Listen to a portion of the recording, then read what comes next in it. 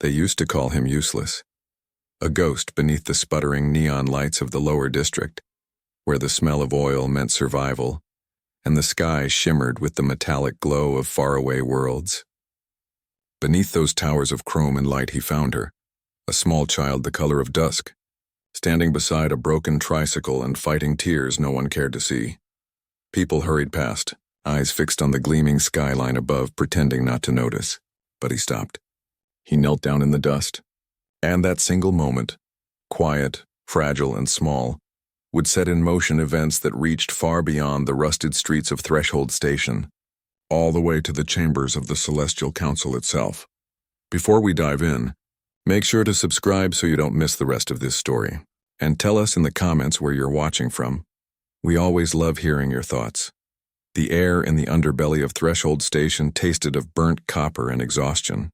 High above, the skeleton of the upper city stretched toward a violet and gold sky painted by twin suns.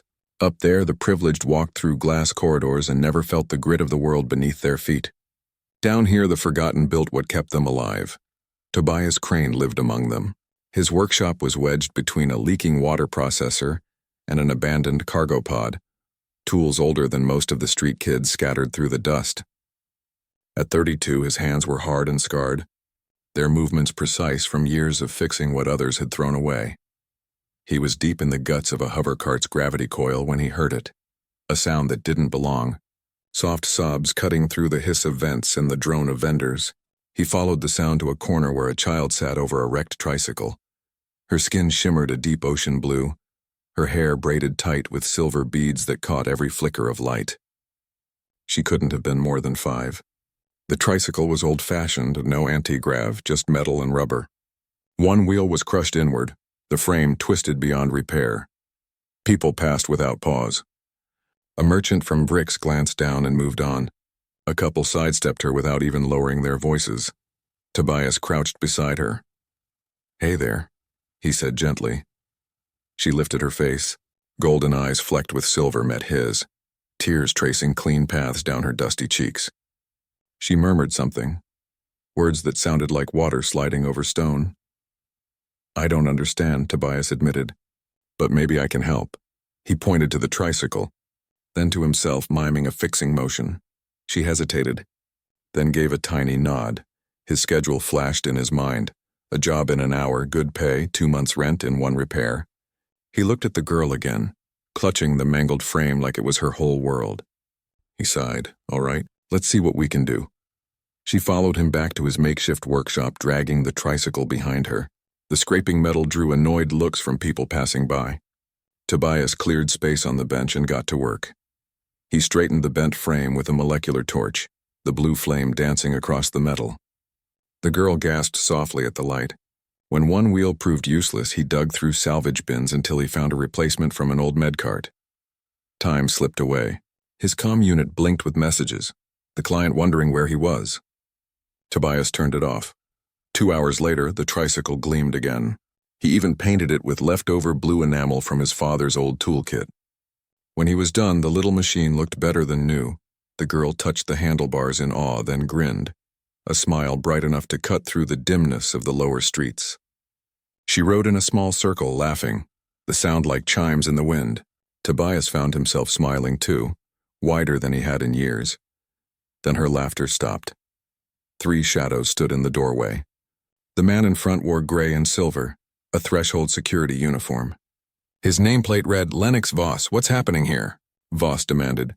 "Just fixed a tricycle," Tobias replied.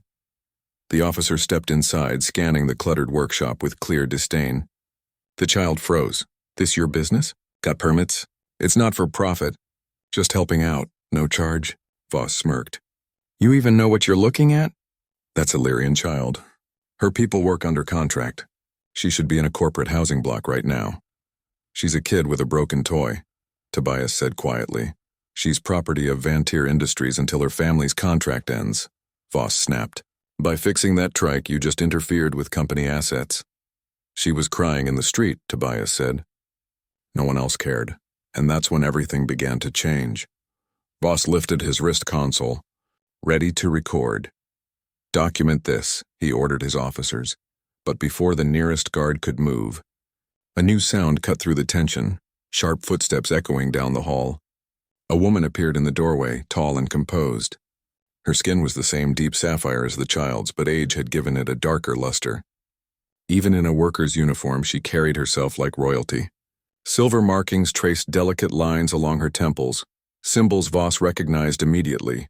Matriarch, he said, uncertain now, while his officers straightened in uneasy respect. None of them noticed the small emblem woven into the silver beads of the girl's hair. A forgotten insignia, unseen in these districts for over 20 years. Before long, that mark would turn quiet streets into chaos.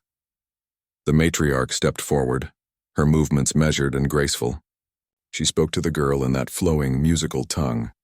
The child responded quickly, relief softening her face. After a brief exchange, the woman turned to Voss. "Officer," she said in perfect galactic standard, "we appreciate your vigilance. I'll escort my granddaughter home."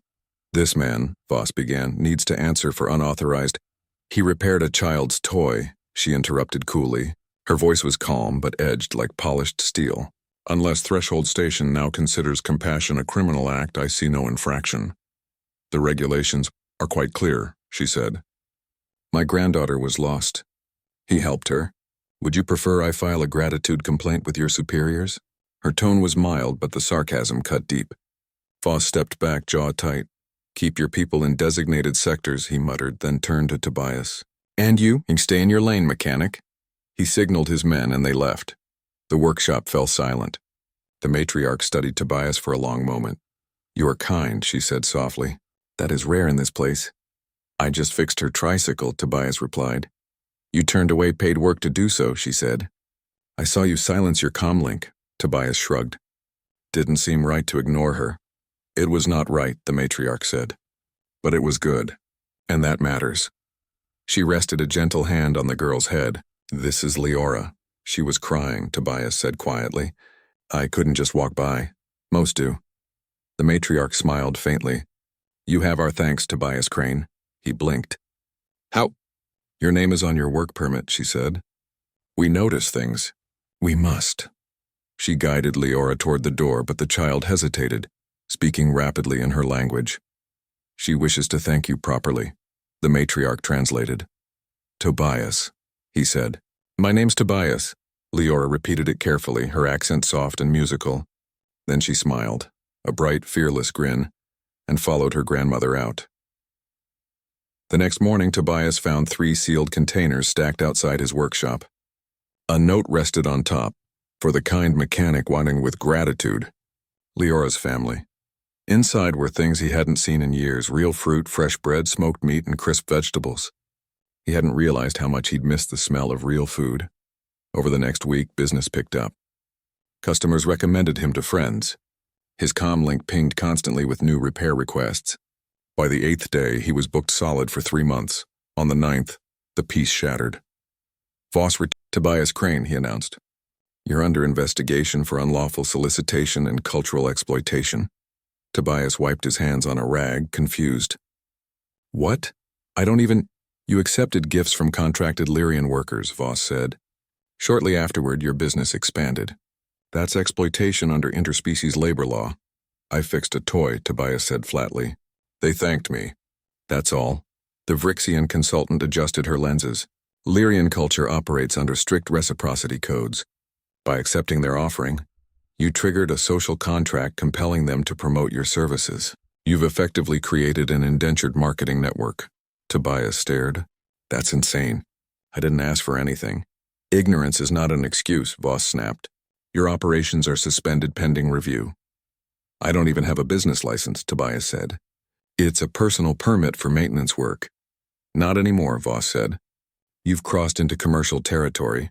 "For how long?" "Could be weeks. Could be months. Until further notice, you cease all activity." "I can't pay rent without work." "Then maybe you should have thought twice before exploiting alien children." When they left, a few customers slipped away too, avoiding his eyes. Tobias stood in the wreck of his shop, half-finished jobs around him, and felt the weight of the impossible. That night he climbed to the roof of his shelter, watching the lights of the city pulse faintly through the smog.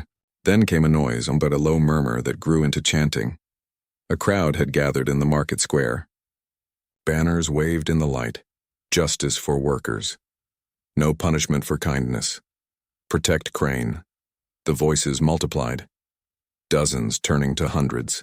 Among them stood the Lyrian matriarch and Leora, side by side with humans, Vrixians, and species Tobias didn't recognize. Voss arrived again, this time flanked by riot officers. But the crowd didn't move. Then the sea of people parted.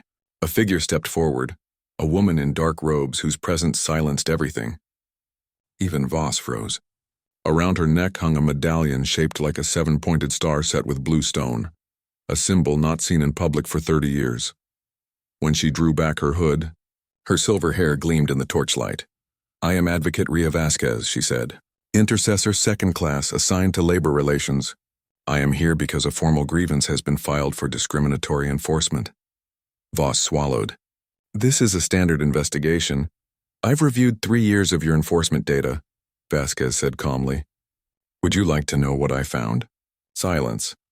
"In 36 months, you initiated 47 cases against lower ring workers. 43 involved individuals who accepted gifts from contracted species. 39 resulted in closures. You initiated 0 such investigations against middle or upper ring entities, despite similar circumstances." The crowd murmured, anger rippling through them. "So tell me," she continued, "does the law apply equally, or only to the poor?" Voss had no answer. "This man," Vasquez said, gesturing to Tobias, "showed basic decency. He repaired a toy. He demanded no payment. The family expressed gratitude.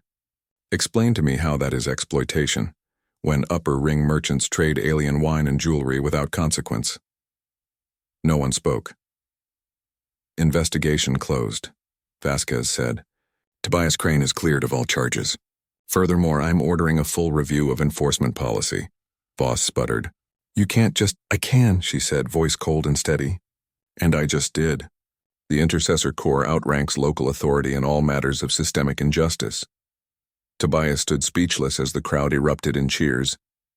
That night, for the first time in years, the lower district felt alive, not with neon light or corporate noise, but with hope. The crowd slowly parted as Tobias stepped forward. When he reached the front, Advocate Vasquez turned toward him, her expression unreadable. "Tobias Crane," she said. "Yes, ma'am," he replied. "You've managed to cause quite a disturbance." "I didn't mean to," he said. "I know," she answered softly. "And that's exactly why it matters." Then her voice rose, clear and commanding. "We exist so that justice is not a privilege reserved for those who can afford it." The square erupted in applause and cheers. The sound was like thunder rolling through the steel streets. Voss, humiliated, turned sharply and led his officers away through the crowd. When the noise began to fade, Vasquez placed a hand on Tobias's shoulder. "Walk with me." They moved through the narrow alleys away from the celebration's glow. "Do you know how many formal grievances were filed on your behalf?" she asked. Tobias shook his head. 47, she said. "In just 2 days." "That's unprecedented," he frowned. "Why would they risk that for me?" "Because you did something no one else thought was worth doing," Vasquez said. "When you accepted their gratitude, you entered what the Lyrians call Cathra, a bond of mutual trust and obligation. You're not just an outsider anymore. You're family to them." "I didn't even know," Tobias said quietly. "That's what makes it sincere," Vasquez replied. Her gaze drifted toward the market square, where the Lyrian matriarch still stood watching them from a distance. "The elder," Vasquez said. "Speak with her when you can. She carries history most people have forgotten." Tobias hesitated. "What have I gotten myself into?" Vasquez gave him a faint, knowing smile. "Pay attention to the child, to the symbols in her hair, to what they mean. You'll understand soon enough." And with that she turned and vanished into the shadows of the upper walkway. The matriarch approached, Leora at her side. "You have questions," she said. "Too many," Tobias admitted. "Then come tomorrow," she said. "Third bell, Eastern Residential Block, Section 9. There are things you need to know." "What kind of things?" "Truths," the matriarch said, "about who we are beneath our contracts, and why that child matters more than anyone realizes." Far above, in the cold heart of the upper districts, a report was quietly filed. Inside it, a genetic record taken from a small Lyrian child. The data showed markers that didn't match any registered worker family, and in an office of the Genetic Compliance Bureau, an automated flag blinked red, identifying a pattern believed extinct for half a century. The next day, Tobias followed the directions to the Eastern Bloc. The place was worse than his own sector. Narrow corridors, stacked metal dwellings, paper-thin walls where lives pressed against each other. The matriarch, Yara, waited by a door marked with a small painted sigil, a spiral within a circle. Inside the room was dim but alive with blue and silver fabrics, their colors soft under lantern light. 3 other Lyrian adults sat quietly on cushions, their eyes alert. Leora's tricycle rested in the corner, newly polished. "My name," Yara began, "means the one who remembers. And what I share with you now, you must remember." Tobias nodded silently. "Before the consolidation," she said, "our people were navigators. Our world orbited 3 suns and we learned to read their movement, not with machines but through instinct refined over generations. We could feel the gravity of stars, sense their patterns. It was more than science and it was art." "I've heard the stories," Tobias said. "But that was before artificial guidance systems." "Exactly," Yara said. "When machines learned what we once felt, we became unnecessary." Leora looked up shyly from her tricycle. "Each generation," Yara continued, "we test our young for the old gift, the stellar sense. Most show nothing. The skill fades with time, but once in a while one child still carries it." Leora's readings were the strongest in 70 years. At 3, she could feel solar flares before they happened. If trained, she could become what we once were, a true navigator. Tobias frowned. "Then why isn't she being trained?" The silence that followed was heavy. "Because of the beads," Yara said finally. "The silver beads in her hair, they're not just decoration. They identify genetic traits, passed directly from the first navigators. Anyone who knows what to look for would recognize her lineage instantly. And that's dangerous," Tobias said. Yara nodded. "During the consolidation, the corporations purged every recorded navigator. They feared our independence, our ability to move ships without their systems. Within 10 years, every known navigator was gone. The gift was declared extinct." "But it's not," Tobias whispered. "No," Yara said.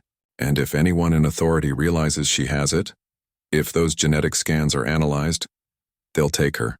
She'll never see freedom again." Tobias felt the truth sink in like cold metal. "You're hiding her." "Yes," Yara said softly. "When she vanished that day, I had to choose. Abandon my shift and risk arrest or trust fate to protect her." "And fate sent you?" Tobias swallowed.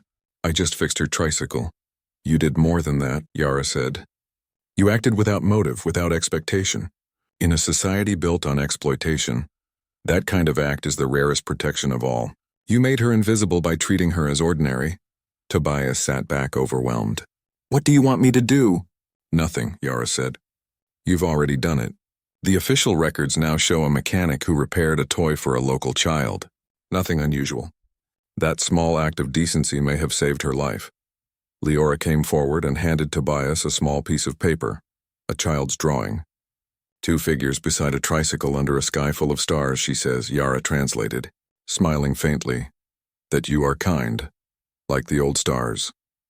Tobias took the drawing carefully, feeling its weight as if it were something sacred. "I won't tell anyone," he said. "We know," Yara said. "That's why we trust you." But far above them, in the quiet hum of the administration spire, a clerk reviewed the flagged genetic report.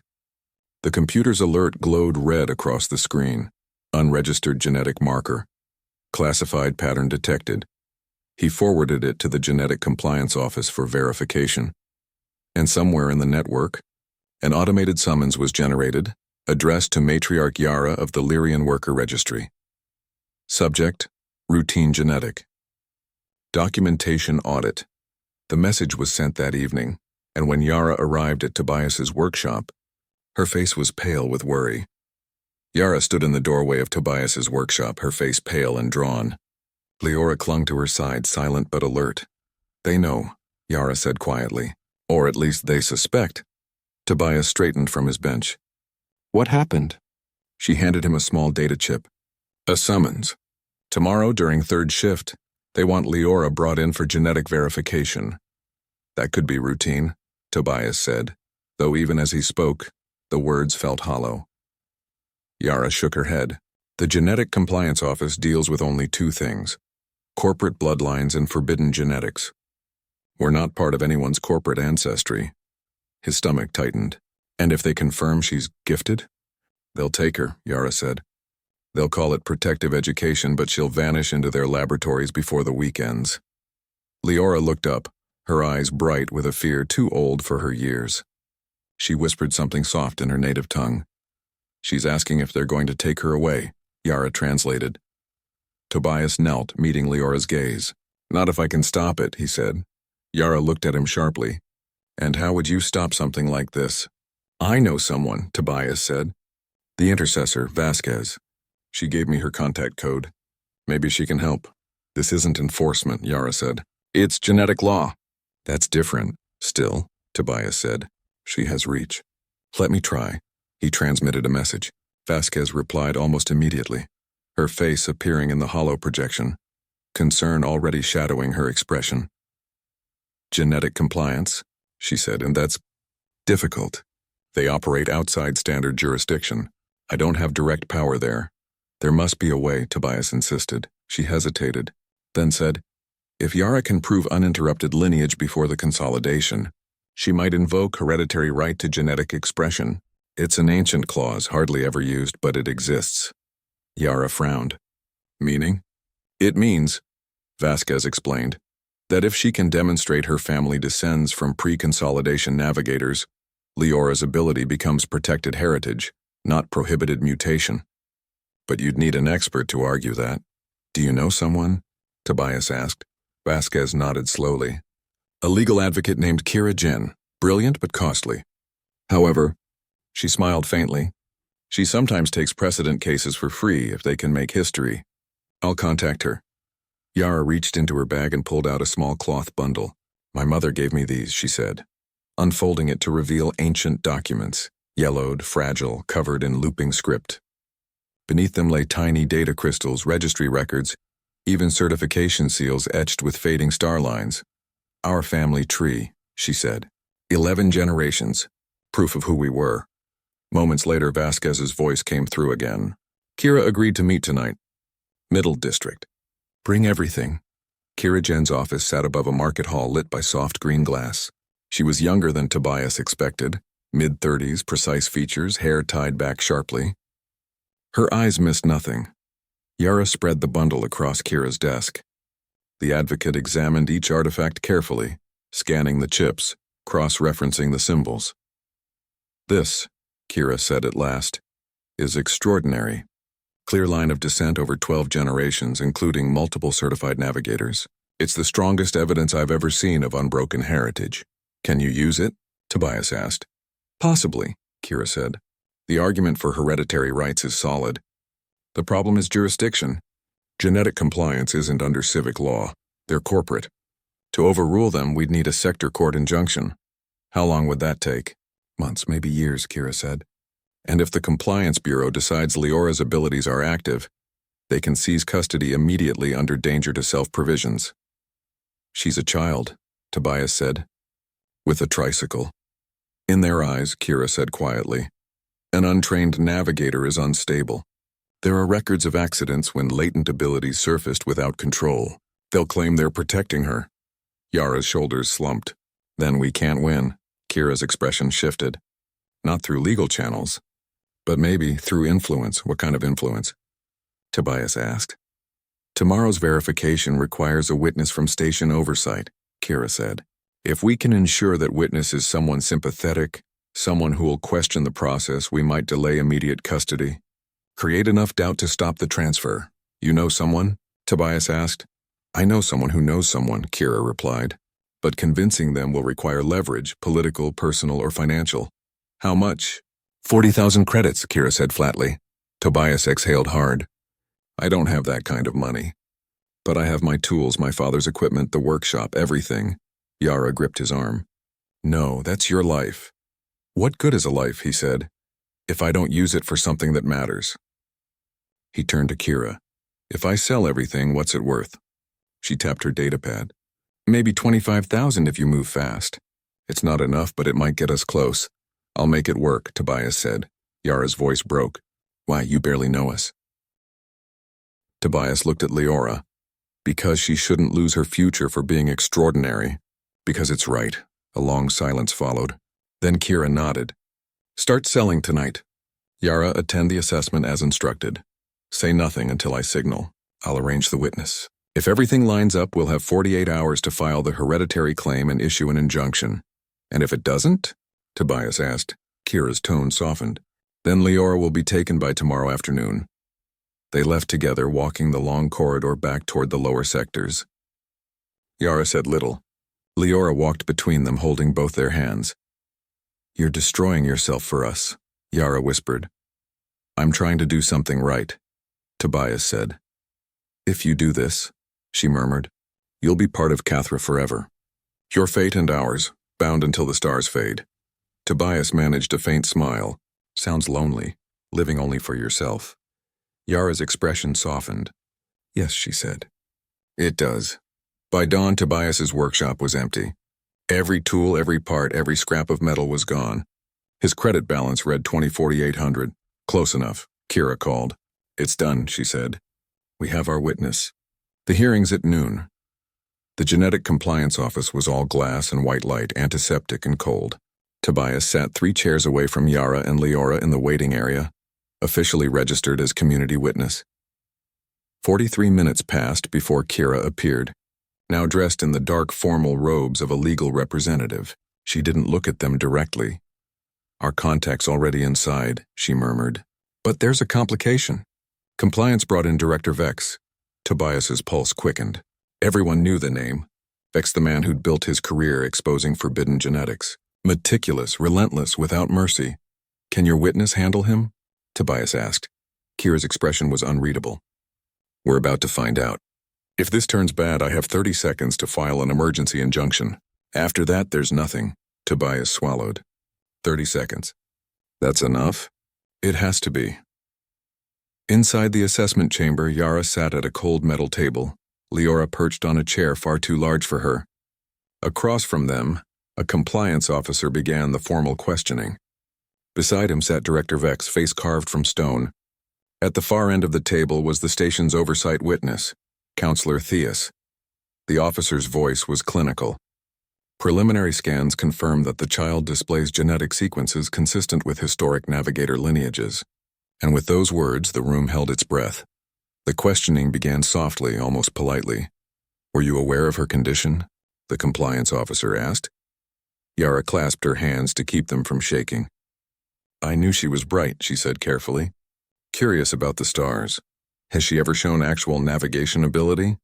Yara had rehearsed her answer 100 times. She likes patterns. Many children do. Does she fixate on constellations? Experience disorientation during transit jumps?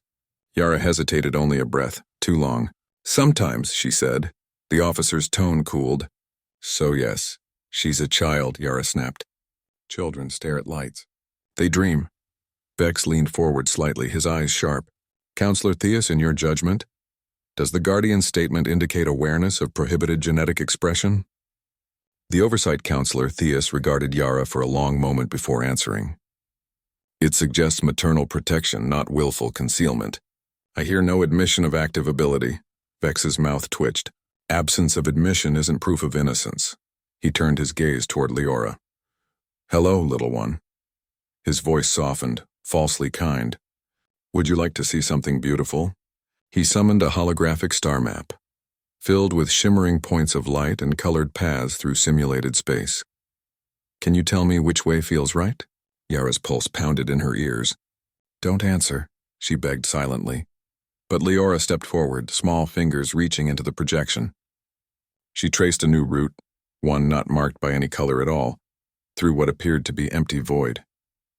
Her touch was deliberate, confident. Vex's eyebrows lifted. Interesting. And why that path? Leora murmured softly in her language. Yara swallowed. She says, that's where the light is gentle. Vex's expression changed. That, he said, is a classical navigator description of a stable corridor. He pulled up sensor data. And the trajectory matches a low-gravity lane mapped only weeks ago. There's no way she could know it exists. She could be guessing, Kira interjected quickly. Vex smiled faintly. Let's test that. He conjured 3 more maps. 3 more times Leora traced real, verified corridors, each one accurate. Then he displayed a final star field, blank, no routes indicated. Show me where you would travel. Leora studied the projection, then shook her head. She spoke a few trembling words Yara translated, voice breaking. She says she wouldn't go there. The stars are crying. Vex accessed the database. His eyes narrowed. That map represents the Kepler breach. Collapsed tri-system, 4 lost ships. Officially off limits. He looked back at Leora. She can sense stellar distress from a hologram.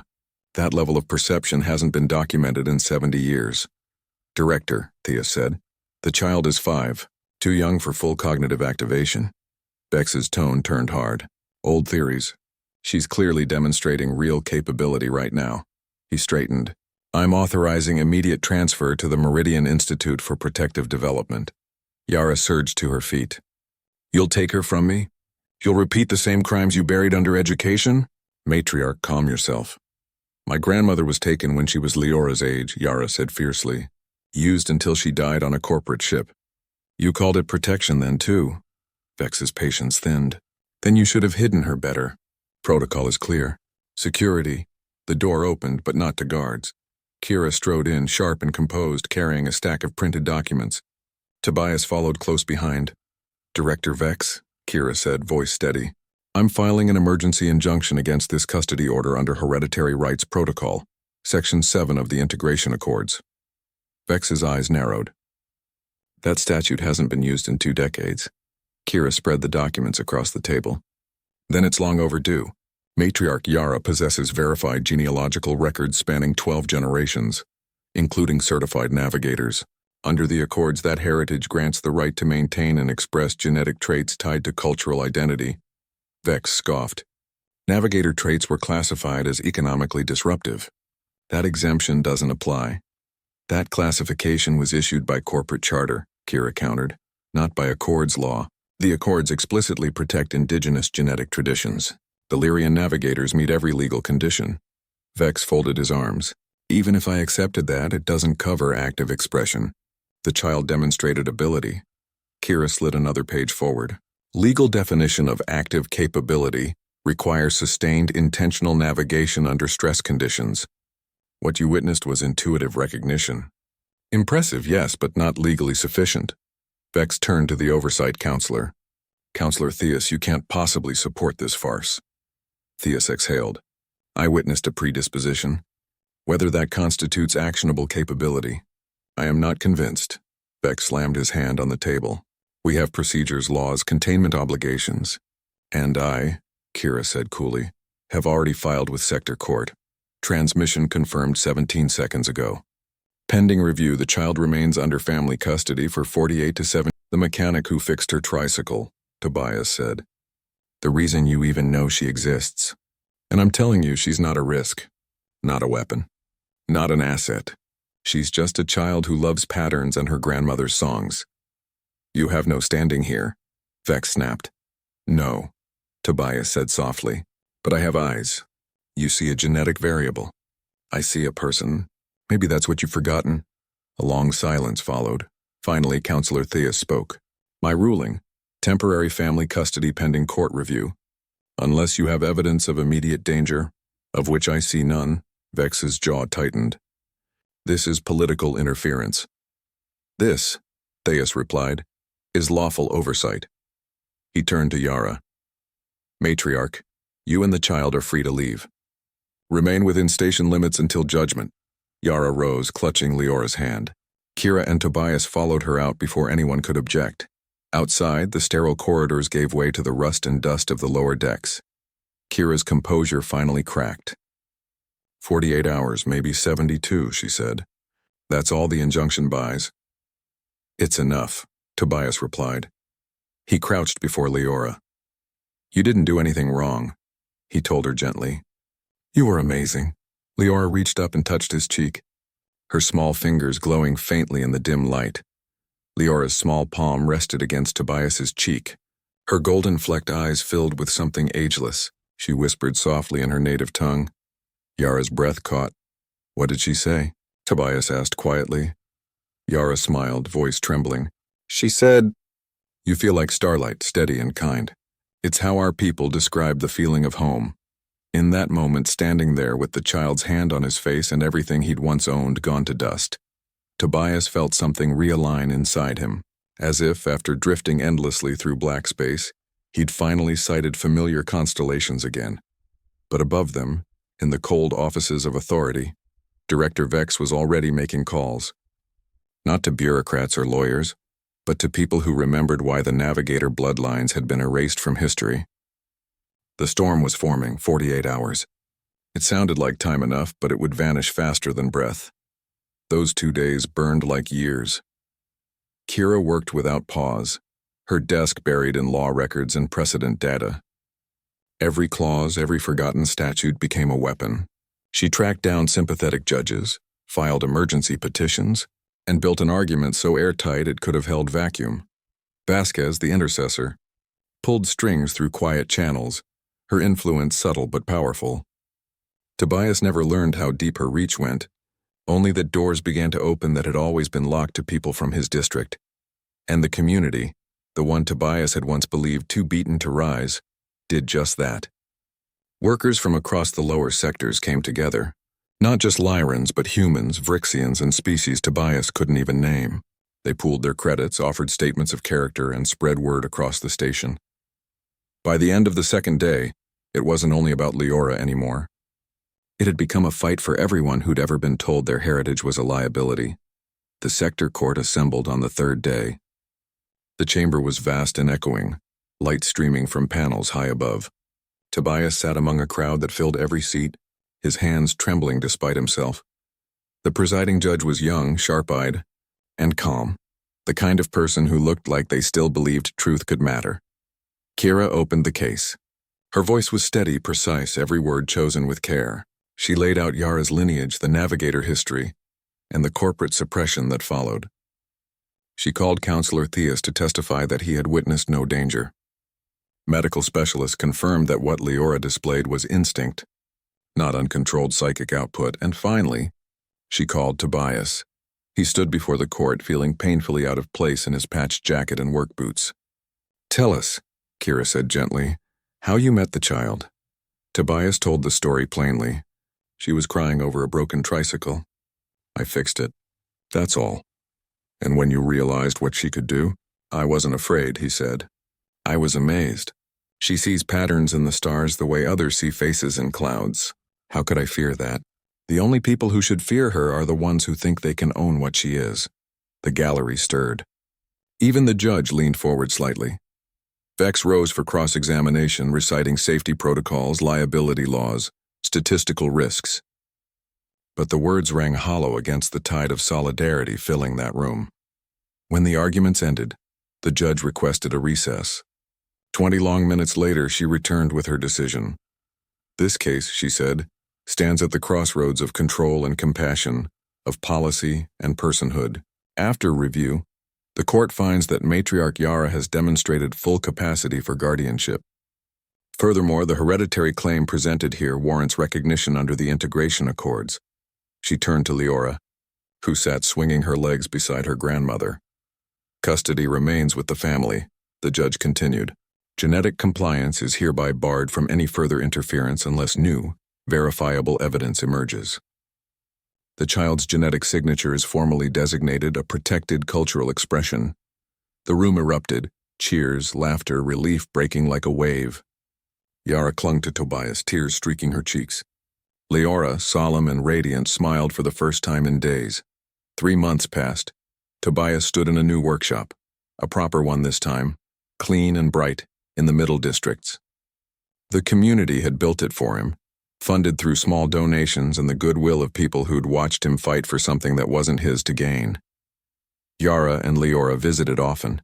They'd bring food, news, and laughter that filled the place with warmth no machinery could produce. The matriarch had reconnected with other surviving navigators across the stations, forming the beginnings of a new cultural alliance, one that might someday train children like Leora openly, Without fear. You started this, Yara told him one evening, watching him tinker with a damaged servo. I just fixed a tricycle, he said. She smiled. You repaired more than that. Leora was drawing on a scrap of synth paper nearby, maps of stars in strange, beautiful patterns. When I grow up, she said proudly, I'm going to be a navigator. A real one. You already are, Tobias said, grinning. You just haven't left the station yet. She threw her arms around him. You're my favorite star. He laughed softly, holding her tight. Somewhere along the way, he realized, saving her had saved him too. On his wrist gleamed a single silver bead, the symbol of Cathra, the bond he had unknowingly entered. A promise that no one who chooses light would ever truly be alone. Across Threshold Station, change had begun to ripple outward. Other suppressed families started filing their own hereditary petitions. Other communities began organizing. The crack Tobias and Leora had made in the wall of silence was widening, letting light flood into forgotten places. It would take years, maybe generations. But something fundamental had shifted. Some nights, as the twin suns sank and painted the towers violet and gold, Tobias would stand at the window of his workshop and look upward. He didn't feel small anymore. He felt like someone who had finally found his constellation. Yara joined him once, following his gaze. Do you ever regret it? She asked. Losing everything you owned? Tobias smiled faintly. I didn't lose anything that mattered. I traded one life for a better one. Even your father's. It means you chose us, she said gently. You chose kindness when indifference was easier. You chose sacrifice when safety beckoned. You chose light. Tobias looked out toward the stars. I just helped a kid. Yes, Yara whispered. And that's how galaxies change. One act of kindness at a time. They stood side by side in an easy, wordless peace, gazing up at the endless scatter of light. Somewhere out there were the paths Leora would one day chart, the same constellations that had almost been taken from her, now stretching forward, alive with possibility. Behind them, the child sat cross-legged on the floor, turning the old tricycle wheel in her hands. Its paint was chipped, its edges scarred, but it remained her favorite thing. A small, simple relic of the day everything changed.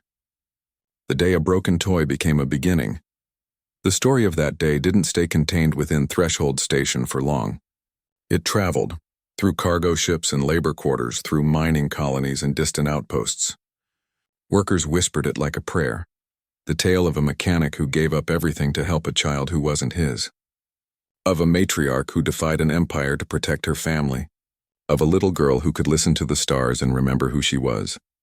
And across that vast, indifferent galaxy, people began to remember something they'd long forgotten. That the simplest, most radical act in any age is to truly see someone, and to choose compassion over convenience.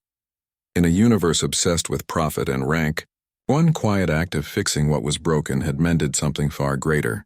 It proved that brilliance should never mean bondage, that kindness could spread faster than fear, and that even the faintest light could guide travelers through the darkest reaches of space. When historians later tried to trace the first sparks of what they would call the awakening, they didn't point to grand speeches or revolts.